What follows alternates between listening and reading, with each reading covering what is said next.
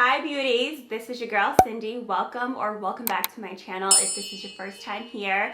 Today's a very exciting video because I'm going to be sharing with you guys some of the tips that have helped me make the big move all the way from Boston, Massachusetts to Houston, Texas.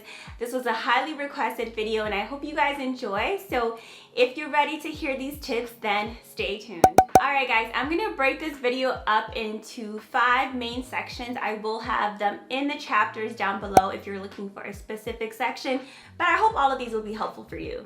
Alright, tip number 1 is going to be location, location, location. I know it's cliche, but it's actually the most important thing because where you're choosing to move is going to establish where you're basically starting your life over. So the location that you choose is very important. For me, some of the things I kept in mind to really help me make this move is, why am I moving? And there's a lot of reasons why you can move, but just some things to keep in mind. Are you moving for a new job? Are you moving for love? Are you moving because you've lived in a place all your life and you're looking for a change of pace? Are you looking for a nightlife? Are you looking to start a family? Are you looking for a different weather, change of weather? All of those things are going to be very important for you. So if you can, get our journal, write those down. And actually one thing that I asked myself is, in the current location that I was in, what didn't it have that I wish it did? Because putting that down helped me figure out where I want to go. After you've had time to put all of those things down, you have a better idea, you have some places that you pinpoint and you want to start looking into those places, I highly recommend doing your research, whether that be doing Google searches, going on YouTube, going on Instagram, reading articles. Definitely do your research because you want to get a better idea of the place that you're thinking about moving. Google's really good because you can look at what's the cost of living in these areas, what's the crime rate. You can go on YouTube channels and listen from people who either have lived in the area or they currently live in the area, so you can get an idea as to what the location is like for you before you make that decision.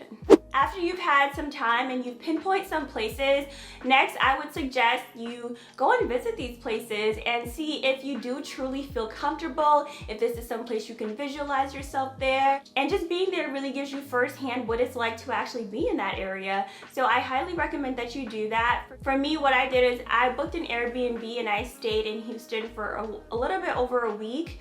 And for me, one trip really sold me on Houston. I will say you may or may not have the same experience. So if you can, stay there for a week or two or even longer if you can, and look at the area that you're thinking about and see what it's like, what's the traffic like, how far or how close it is to where you work, or some of the essential things that you need like grocery stores, hospitals, things like that.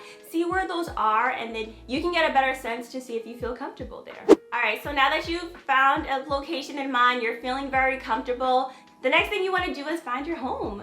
Whether that be an apartment, a condo, a house.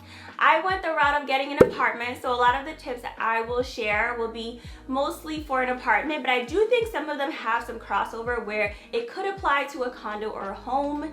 And how I was able to find my apartment was going on apartments.com. I was able to put in the location and vicinity that I was thinking about, putting in my price range, putting in how many bedrooms I wanted, and the amenities I was looking for. That helped me narrow down and find a couple places. And while I was in Houston, when I came to visit, I used one day as an opportunity to tour these places, and I had an actual tour. If you can't get a virtual tour, but I do think getting an actual tour is a little bit easier for you to start visualizing yourself in this new environment. After I did the tours, it really helped me figure out and narrow down where I wanted to live, and it was actually really nice because I was able to see firsthand the place that I was going to be moving. I was able to see what is around there, what are the surrounding areas, and to see if I felt comfortable. And I kid you not, the moment I walked into this apartment, it was love at first sight. Even just walking into the complex in general, I felt very homey, and walking into this one, it was just like, this is it. And that feeling that you get is magical. This is why I say it's very important, if you can, go tour these apartments, because you don't want to pick a place and then you get there and you realize you don't like it. So on the topic of apartment hunting, some of the things that I've learned along the way that I do think will be very helpful for you is to ask the apartment building about concessions. If you guys don't know what concessions are, they're incentives that the buyer offers the seller because number one, it increases your occupancy rate, and number two, it lowers your rent potentially, saving you a little bit of money so you can go buy yourself some nice luxury things. I asked my apartment building and they did have a special where they were offering a discount on the rent and they were offering free application fee and background check, so I was able to save some money on there, and my security deposit was also included in my first rent, so it made things a little bit easier for me when I had to move in. I didn't have to pay as much as I probably would have if I didn't get a place that had a concession. Now, if you're struggling to find an apartment, or if you are finding an apartment but you're still not sure because you haven't had the time to come visit, one thing that I actually found out after I found my apartment was that there are realtors who specialize in helping you get that nice home, and that also applies for houses and condos too.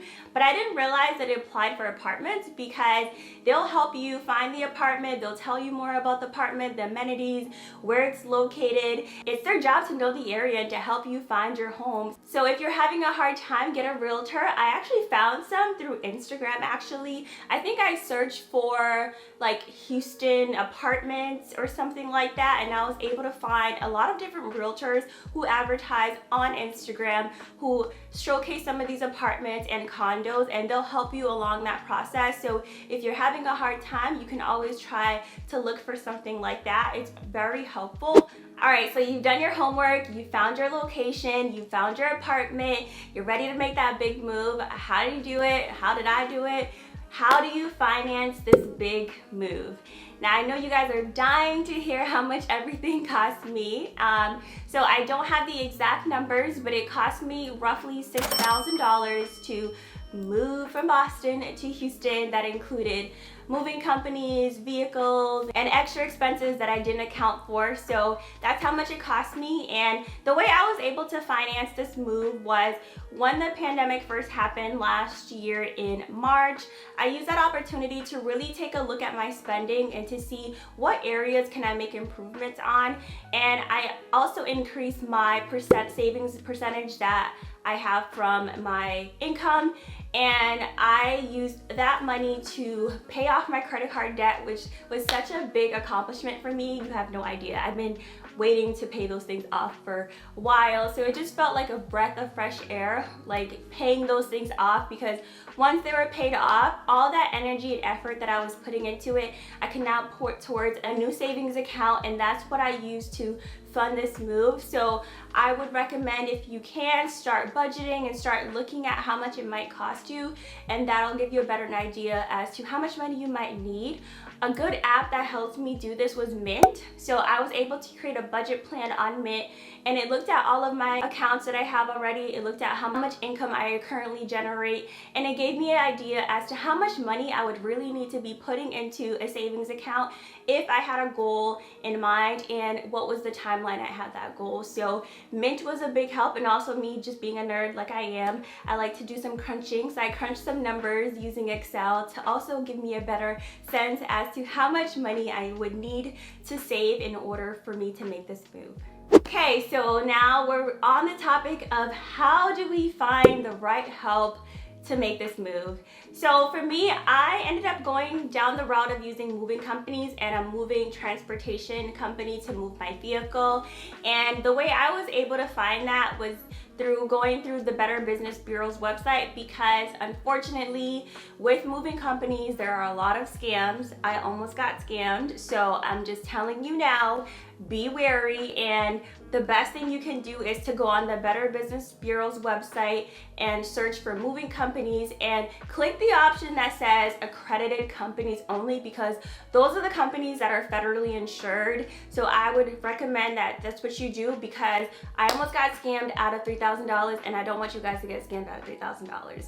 So that's what I did. I will have the moving companies that I use in the description bar if you guys are looking for them, because they delivered everything to me. I had no issues, and I would recommend them if that's what you're looking for. I'll have them down below.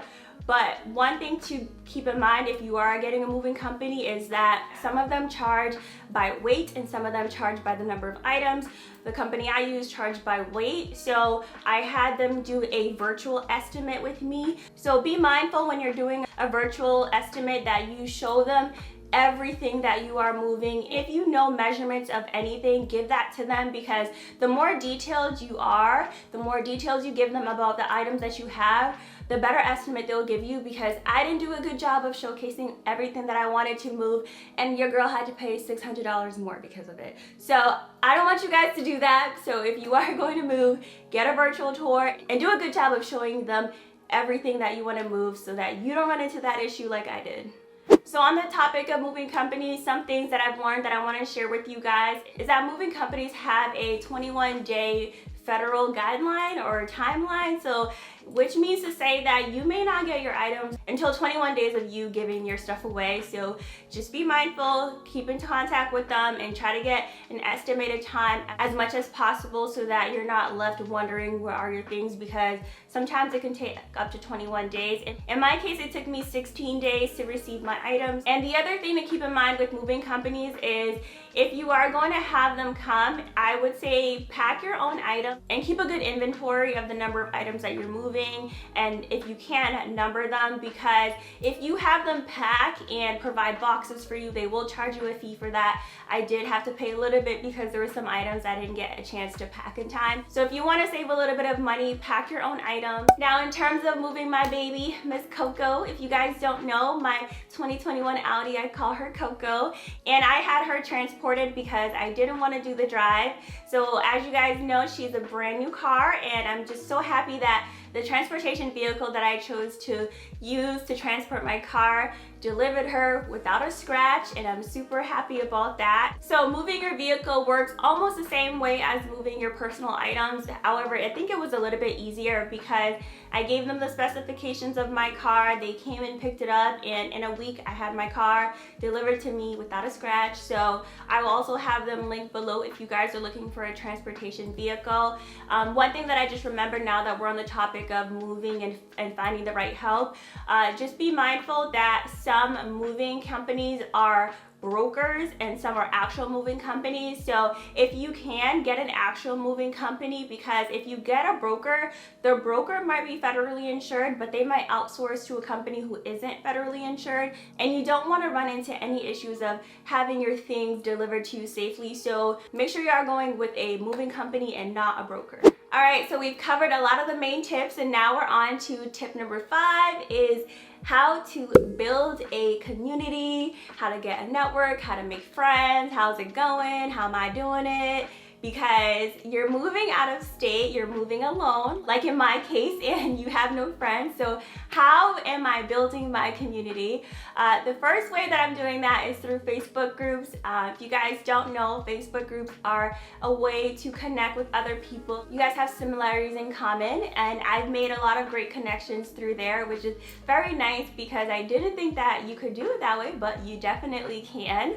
Another way is to be sociable. I mean, obviously I'm a socialite. I like meeting people, so I'm always very friendly. I love when you guys engage with me in the comments. I love when you guys DM me. So I'm very sociable, I'm very approachable, and I think having that outlook makes it much easier for you to build connections and build a community with people. So be open, have fun, you know, say hi, I'm new here. Those are things that will help you to build your community. I'm still learning along the process, and I do want to attend some networking events. I think that'll be another great way of meeting new people.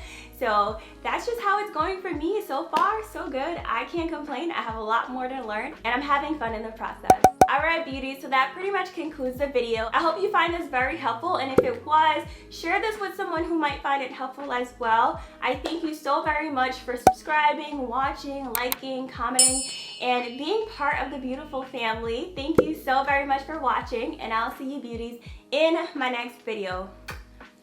Bye!